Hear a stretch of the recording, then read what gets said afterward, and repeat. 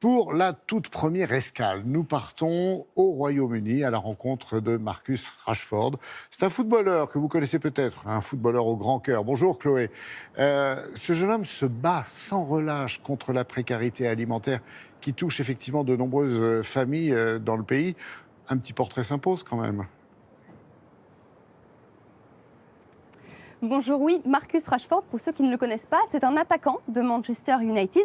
Il a 23 ans et il est promis un bel avenir. Mais cette année, on a surtout entendu parler de lui pour son engagement en faveur des jeunes dans le besoin. Vous savez, ici au Royaume-Uni, la cantine est gratuite pour les élèves les plus défavorisés. Mais avec le confinement, les écoles ont dû fermer. Alors le gouvernement a distribué des bons alimentaires aux familles pour compenser, mais pas pendant les vacances scolaires. Une situation difficile pour beaucoup de parents, avec seulement 1 ou 2 repas par jour pour leurs enfants. C'est là que Marcus Rashford est intervenu pour leur venir en aide. Je vous propose de regarder ce reportage de Joanne Malini et Blanche Guinard. Sur les terrains de foot, Marcus Rashford est l'un des meilleurs attaquants de sa génération. Marcus Rashford! Oh my goodness! Désormais, c'est aussi sur le terrain politique qu'il est applaudi. Son combat débute à la fin du confinement en juin. Il réclame que les écoliers défavorisés continuent à bénéficier de bons alimentaires, même pendant les vacances d'été. Le gouvernement voulait les supprimer mais finit par céder face à la pression de Marcus Rashford.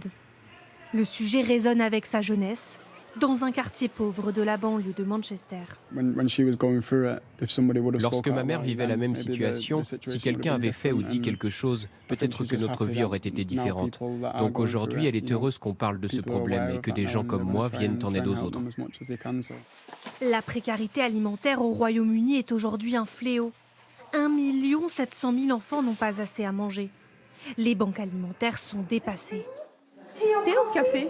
Du thé, s'il vous plaît. La crise du Covid-19 a aggravé la situation des familles. J'essaye toujours de garder de la nourriture pour mes enfants. Donc pour moi, certains soirs, c'est juste quelques biscuits et du thé. Et je leur laisse les fruits et les légumes. Pour Marcus Rashford, la victoire de juin n'est qu'un début. Il se lance dans une campagne d'ampleur nationale. Pousser le gouvernement à étendre encore les bons alimentaires pendant toutes les vacances scolaires, été comme hiver jusqu'en 2021. Mais fin octobre, les députés de la majorité rejettent le projet. Le non l'emporte, le non l'emporte. Le footballeur est indigné. Ils sont tellement insensibles. Ils n'ont sûrement jamais été dans cette situation eux-mêmes. Moi, je continuerai jusqu'à ce qu'on voit des changements. Malgré cet échec, Marcus Rashford ne relâche pas la pression et sa détermination finit par payer. Dans son sillage, un vaste mouvement se forme dans tout le pays. Restaurants, pubs, municipalités, clubs de sport proposent eux-mêmes des paniers repas. C'est le cas de ces 2 sœurs au fourneau d'un pub au sud de Londres. Ce midi, 15 enfants vont bénéficier gratuitement de leur déjeuner. Je fais une tourte au poulet. Je vais d'abord cuire les légumes. C'est pour que les enfants aient aussi un peu de vitamines. L'engagement de Marcus Rashford les a touchés. Beaucoup de parents. Tout le monde en réalité devrait le remercier pour ce qu'il fait et parce qu'il ne le laisse pas tomber. La majorité des paniers est livrée à domicile et les sœurs assurent le porte-à-porte. Bonjour, on vient livrer un déjeuner pour vous. Un repas parmi des milliers d'autres dans ce mouvement d'ampleur initié par Marcus Rashford. Le joueur a conquis le cœur de tout le pays. Il a même été décoré par la reine pour son action.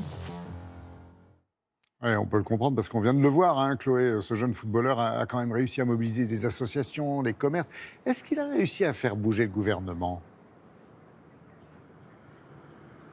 Oui, cela fonctionne. Le Premier ministre Boris Johnson a cédé. Il vient de débloquer l'équivalent de 188 millions d'euros pour offrir des bons alimentaires aux familles lors des prochaines vacances scolaires. Et le dispositif va s'étendre jusqu'à Noël 2021. Vous savez, c'est aussi une question d'image pour le gouvernement. En octobre, il avait d'abord refusé d'étendre cette aide aux vacances, levée de bouclier, certains avaient même qualifié Boris Johnson de sans cœur. C'est là que Marcus Rashford a lancé une pétition, elle a recueilli près d'1 million de signatures et le soutien de députés conservateurs, les députés de la majorité. Le jeune homme se dit aujourd'hui très fier d'avoir réussi à faire bouger le gouvernement et promet de continuer son combat contre la précarité alimentaire. Oui, c'est important parce qu'on sait que la précarité alimentaire ne touche pas d'ailleurs que les familles avec la crise sanitaire et qu'ils sont de plus en plus nombreux dans cette situation. Oui, c'est un enjeu majeur au Royaume-Uni où l'on compte plus de 8 millions de personnes en situation d'insécurité alimentaire, dont près de 2 millions d'enfants. Se trouver en insécurité alimentaire, cela veut dire ne pas manger à sa faim pour des raisons financières. C'est l'un des chiffres les plus élevés d'Europe. Et la situation s'est même aggravée cette année avec le confinement qui a provoqué une perte de revenus pour beaucoup de foyers. Résultat, la fréquentation des banques alimentaires a bondi, parfois même doublé dans certaines villes du nord de l'Angleterre. D'ailleurs, une personne sur deux qui s'est rendue dans une banque alimentaire cet été y allait pour la première fois. Les associations réclament une augmentation des aides sociales pour les plus défavorisés. Le gouvernement, lui, a fait un premier pas en choisissant d'étendre le dispositif du chômage partiel jusqu'à mars prochain. Merci beaucoup. Merci Chloé. À très vite, bien sûr.